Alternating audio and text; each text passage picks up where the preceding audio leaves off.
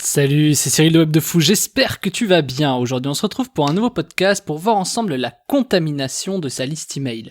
On va aborder dans ce podcast quelque chose que tu connais pas, quelque chose qui est assez technique et qui demande une certaine expertise, donc ça va pas être facile à suivre, mais par contre c'est quelque chose de capital qu'il faut absolument que tu saches pour ta liste. On va voir ensemble comment elle se contamine et quelles sont les solutions qui vont tout simplement donner un antidote à cette contamination. Donc avant ça, tu connais le truc, tu cliques sur le bouton s'abonner, tu vas dans la description, il y a un lien, ça s'appelle rejoins mes contacts privés, tu cliques dessus, puis tu mets ton email et tous les matins je t'envoie un podcast avec de la valeur ajoutée et les informations que je te transmets sont des informations qui vont changer ta vie et ton business, crois-moi.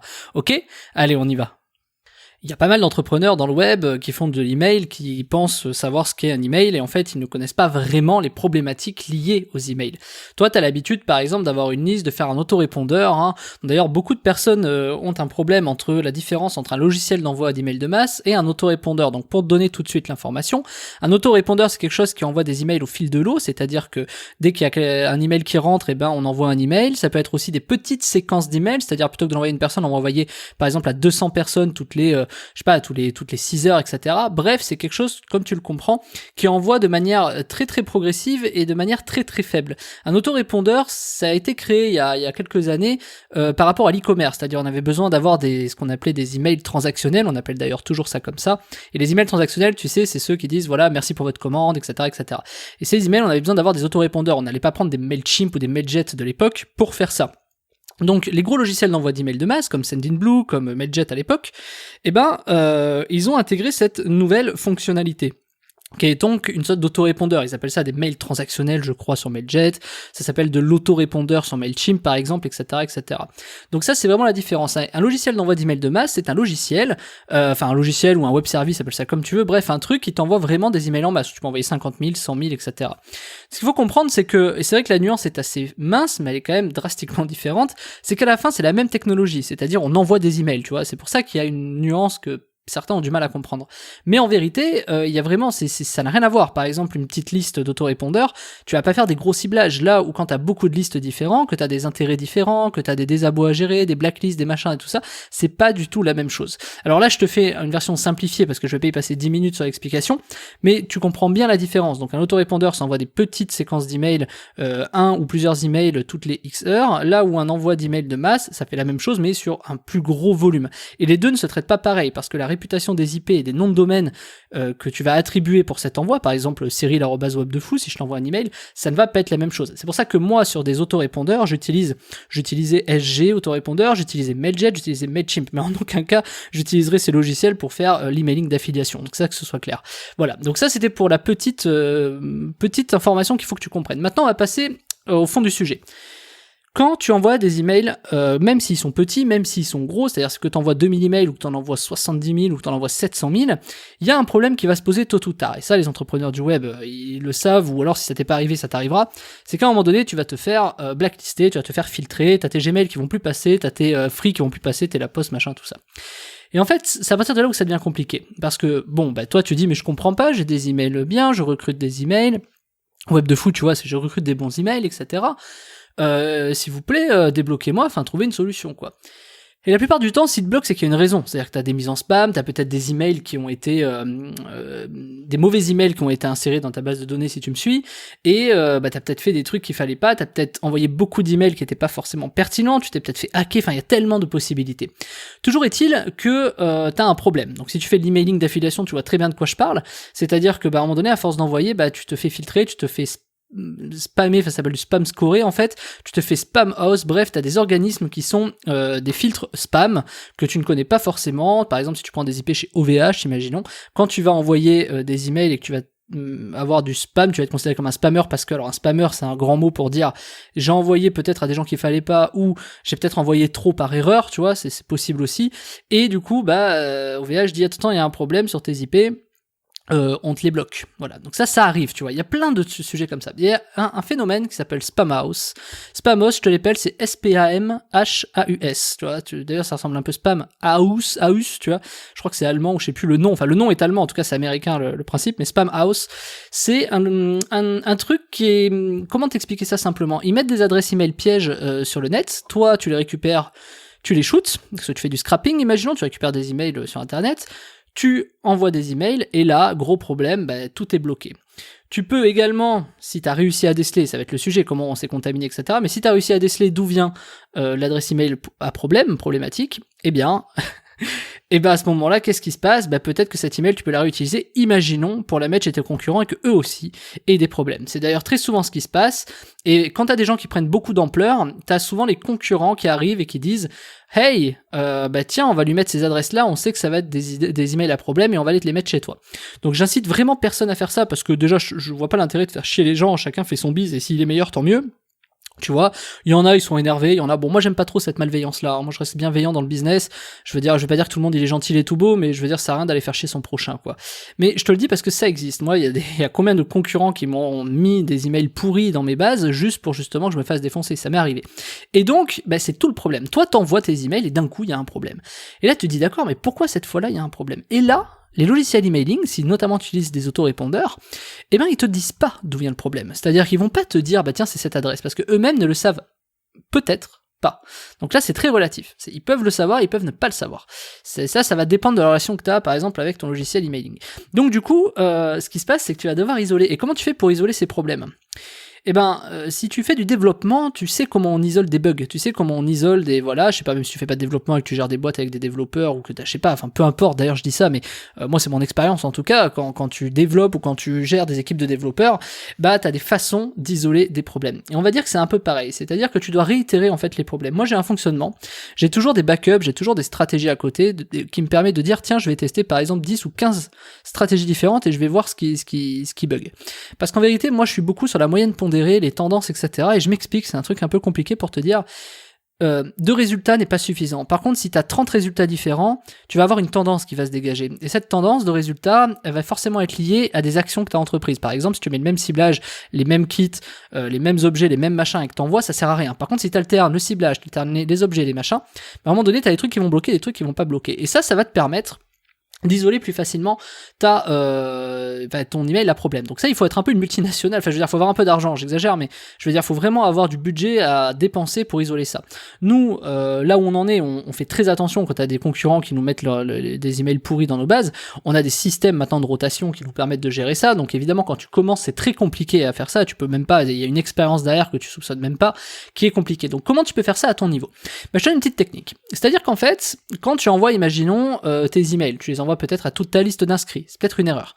Peut-être qu'il faut les envoyer à ceux qui ouvrent plus de 4 mails, à ceux qui ouvrent plus de 10 mails, ou à ceux qui n'ont pas ouvert moins de 10 mails depuis plus de X jours. Tu vois l'idée ? L'idée, c'est de te dire, de réfléchir à une segmentation qui correspond. Si t'envoies comme ça sur toute ta base, c'est pas intelligent entre guillemets, parce que t'as cette tendance à croire qu'en envoyant sur toute ta base, tu vas avoir plus d'ouverture, etc., alors qu'en fait, c'est pas tout à fait vrai.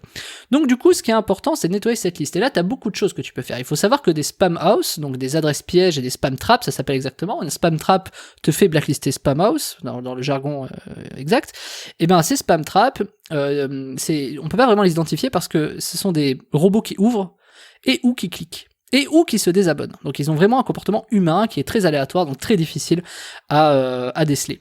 Donc ta façon de faire, c'est d'isoler non pas un email, mais d'isoler une partie, une séquence, comment te dire, c'est un segment, d'email. Et ce segment, tu vas être obligé de le tester. Donc plus t'as d'emails, plus c'est compliqué. C'est-à-dire que ce segment-là, tu vas être obligé de l'isoler, tu vas faire des petits paquets de 1000 ou de 2000, imaginons si t'as 20 000 adresses, ou des petits paquets de 3000 sur la 30 000, tu vois l'idée, et tu vas les envoyer petit à petit, un par un, et tu vas voir ce qui va se passer. Donc là, c'est là où c'est important de dire, pardon, j'ai fait une erreur, machin, tu vois, c'est des choses qui peuvent marcher, ça dépend de ta liste, ça dépend de plein de choses, je te laisse imaginer le process commercial que tu peux faire pour faire ça.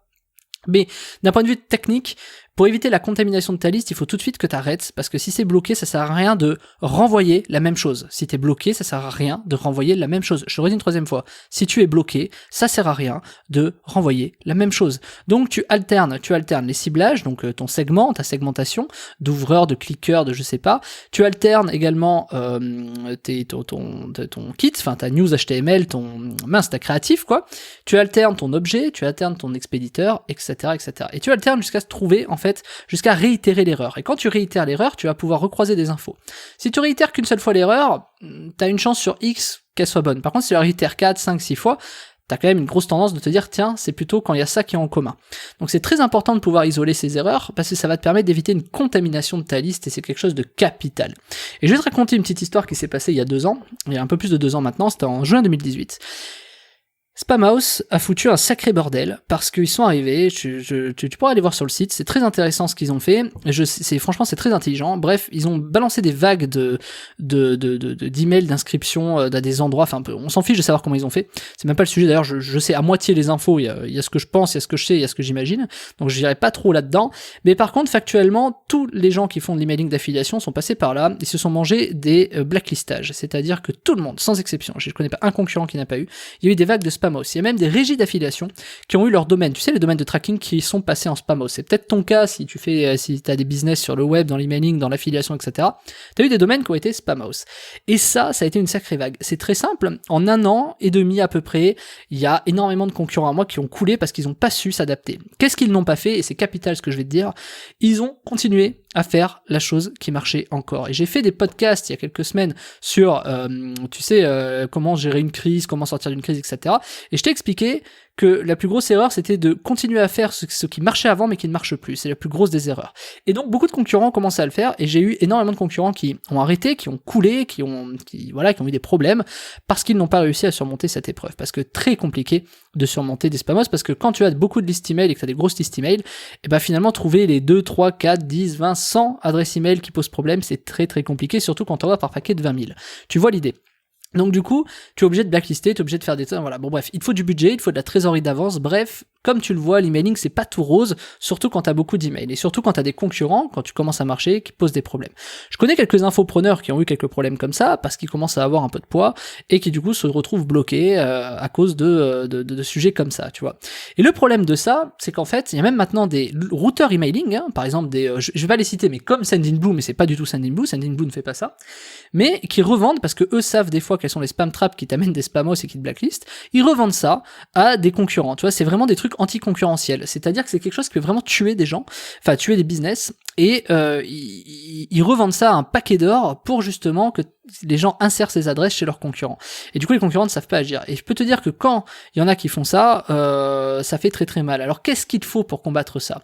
Il faut que tu puisses connaître ces emails que tu ne connais pas encore, mais peut-être que ton concurrent va les avoir, il va peut-être te les injecter. Par exemple, moi, je peux aller sur ton site et les injecter, je les connais par exemple, c'est une idée. Moi, je ne fais pas ça, en aucun cas, je ne fais ça et je ne revends pas ce genre de données. Jamais de la vie je fais ça, c'est purement, je sais même pas si c'est illégal, mais dans tous les cas, c'est inadmissible, c'est intolérable, c'est condamnable. Tu vois, c'est un raisonnement qui de toute façon mène à la perte de la personne qui le fait, donc c'est pas quelque chose que je trouve pertinent. En attendant, nous, on a donc créé un gros système de nettoyage qui te permet d'éviter ces problèmes et qui va te permettre justement de filtrer. Donc l'idée, elle est très simple, c'est que tu vas voir, il y a un produit, c'est soit tu fais un truc fixe, c'est-à-dire soit t'as toute ta base que tu mets, il faut l'encrypter avant, mais t'as un truc qui te l'encrypte tout seul, parce que moi, t'as pas le droit de transiter les emails comme ça, faut pas que moi je les connaisse, donc t'as un truc d'encryptage en MD5 hein, pour les plus techniques, et du coup, nous on les compare, on te ressort l'info, on te dit ok, lui il est pourri, lui tu peux pas le shooter, lui non plus, on enlève environ, et c'est ça qui est le plus dingue, entre 18 et 25% des emails qu'on nous donne, parce chez nous, ce sont des emails qui ont été problématiques, ils se sont plaints, ils ont pas été d'accord, ce sont des spam traps, il y a énormément d'adresses email. Et je te dis 18 à 25%, parce que nous on a à peu près, accroche-toi, 12 millions d'adresses email en blacklist. Parce que justement, et il y en a même plus que ça, parce que justement c'est quelque chose qui est capital à connaître. Ça, c'est la vraie valeur. C'est-à-dire qu'on croit beaucoup que c'est d'envoyer des emails, mais encore faut-il savoir à qui les envoyer, et surtout à qui ne pas les envoyer.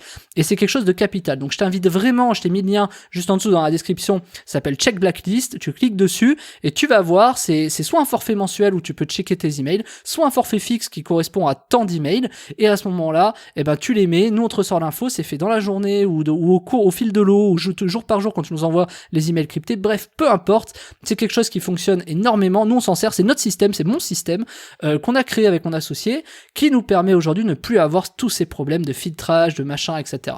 Et en fait, c'est quelque chose qui est capital pour ton business dès lors que tu commences à avoir beaucoup d'adresses email. Quand je dis beaucoup d'adresses email, ça peut être, franchement, ça peut être à partir de 1000, comme de 5000, comme de 10 000, ça dépend comment tu les recrutes, etc. Mais sur le principe, il faut faire très très attention, il faut surtout nettoyer ta liste. Alors, ce nettoyage de liste, cette solution de nettoyage, c'est dans la description, ça s'appelle Check Blacklist, tu cliques dessus, tu prends le forfait, ou tu prends le forfait mensuel ou fixe, tu fais comme tu veux, et derrière, tu vas pouvoir être serein quand tu vas envoyer tes emails, et tu vas voir, non seulement ça t'enlève des emails, mais en plus ça va augmenter tes taux d'ouverture, car en filtrant efficacement comme nous on le fait, forcément tes performances vont augmenter. Voilà, écoute, je te laisse sur ce podcast, je te dis à demain Martin, tu cliques dans la description si ça t'intéresse, sinon je te dis à demain, salut.